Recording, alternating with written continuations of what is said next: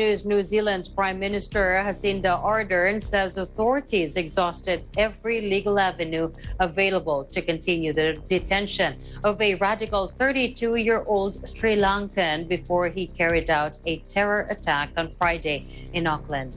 The Islamic State-inspired radical carried out a knife rampage at a supermarket in the city, leaving 3 critically wounded.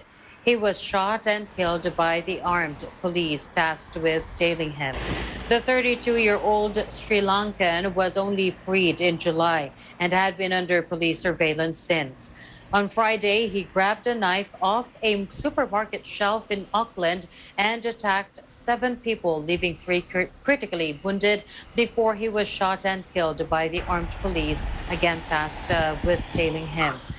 Court suppression orders meant Ardern could not explain why the terrorist had not been deported, but she said measures were already underway to strengthen New Zealand's terrorism suppression laws.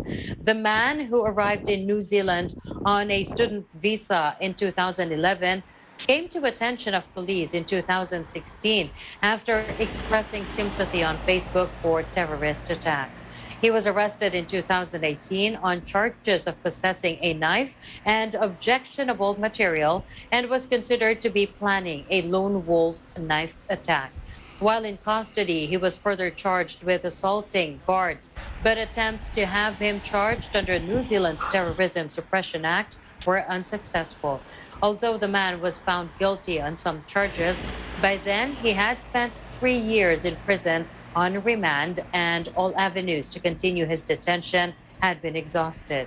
Watch this. The court has given the individual's family 24 hours to raise any concerns regarding release of certain information. So while I can provide details concerning the individual's criminal history, there are issues relating to his immigration status and actions taken by Immigration New Zealand in particular, which I cannot share just yet.